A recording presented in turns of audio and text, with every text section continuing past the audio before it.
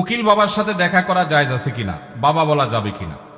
আমাদের পরিবারে অনেকে অনেক সময় বড় রোগে আক্রান্ত হন, যেমন cancer, brain tumour, liver cirrhosis ইত্যাদি।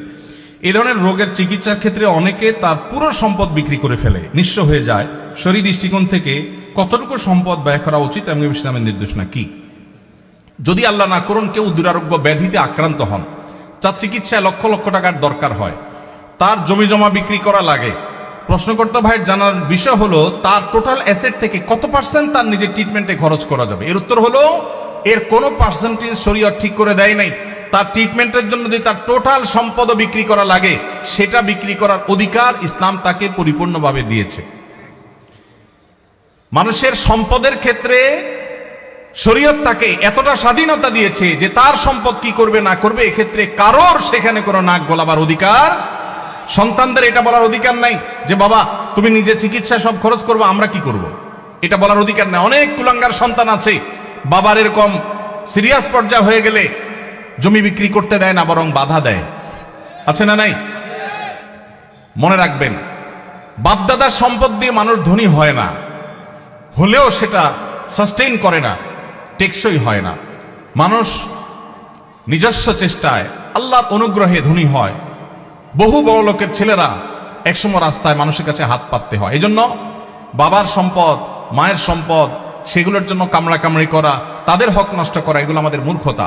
তবে হ্যাঁ, কেউ যদি মনে করেন যে দুরারোগ্য ব্যাধিতে আমি আক্রান্ত হয়েছি, এখানে ট্রিটমেন্ট করে আসলে লাভ হবে না, ডাক্তারদের অ্যাসেসমেন্ট অনুযায়ী মৃত্যুই নিশ্চিত এবং জটিল পরিস্থিতি, তাহলে সেক্ষেত্রে আমার বাচ্চারা তারা অসহায় হয়ে যাওয়ার চাইতে আমি সুন্নত হিসাবে ট্রিটমেন্ট করি, কিন্তু খুব বেশি অ্যাগ্রেসিভলি ট্রিটমেন্টের জন্য খরচ করব না। এটা যদি কেউ সিদ্ধান্ত নেয় তো সেই এখতিয়ারও শরীয়ত ওই ব্যক্তিকে দিয়েছে। অবস্থা বুঝে তিনি ডিসিশন নেবেন। উকিল বাবার সাথে দেখা করা জায়েজ আছে কিনা, বাবা বলা যাবে কিনা। উকিল বাবা হলো 2 নম্বর বাবা। আমাদের সমাজে উকিল বাবার প্রথা অনেক বেশি আছে, আপনাদের এলাকায় আছে? এটা হলো 2 নম্বর বাবা, নকল বাবা। নকল, এই নকল বাবা হওয়াও জায়েজ নাই, এই নকল বাবা বানানো জায়েজ নাই। ভাইরা আমার, বিয়ে শাদীতে আমাদের দেশে মনে করা হয় যে একজন উকিল বাবা লাগে, এরকম একটা ধারণা আছে না নাই? মেয়ের ইজিন আনার জন্য গায়রে মাহরাম একজন উকিল বাবা হয়, অনেক সময় যায় অনুমতি আনে। এইভাবে উকিল বাবা বানানো পরিষ্কারভাবে হারাম, পরিষ্কারভাবে। মুরব্বীরা ভালো করে শুনে রাখেন, যারা যারা উকিল বাবা আছেন এই বাবাগিরি ছেড়ে দেন। বাংলাদেশে বাবার কোনো শেষ নাই। খাজা বাবা, উকিল বাবা, ন্যাংটা বাবা, কত বাবা আছে। আল্লাহ তাআলা এই সমস্ত নকল বাবা থেকে আমাদেরকে হেফাজত করুন। বিয়ে উপলক্ষে কোনো উকিল বাবা টাবা চলবে না। নিজের বাবা বেঁচে থাকলে সেই বাবা তিনি নিজে নিজের সন্তানের বিয়ে দিবেন, ব্যাস। মেয়ের অনুমতি বাবা আনতে যাবেন। জাজ্জল্যমান বাবা উপস্থিত, আগাগোড়া 5 হাতি বাবা আছে, এরপরও দেখা যায় আরেকজন উকিল বাবা সেজে সেখানে নাটক করতে যায় অনুমতি আনার জন্য। এই নাটক করা জায়েজ নাই, পরিষ্কারভাবে হারাম।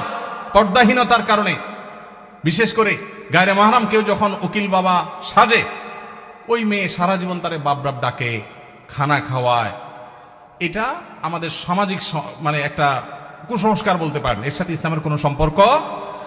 যুবকরা বিয়েতে কোনো উকিল বাবা যেন না থাকে। মুরব্বীরা যারা যারা যার যার বিয়ের উকিল বাবা আছেন, আল্লাহর হস্তে বাবাগিরি ছেড়ে তওবা করে আল্লাহর কাছে চলে আসেন, চেষ্টা করবেন তো ইনশাআল্লাহ। এই উকিল বাবার নাম দিয়া পর্দাহীনতা 2 নম্বরই 1000টা জিনিস হয়। নিজের বাবারই খবর নাই, কিসের আবার উকিল বাবা? হ্যাঁ, উকিল বাবার লগে বললো ভাগছে কোন মেয়ে? আল্লাহ মাফ করুক আমাদেরকে। ওই যে বেশরীয়তি কাজ করলে তো একটা না একটা অঘটন ঘটবেই। এই জন্য এই সমস্ত অন্যায় কাজ করা যাবে না।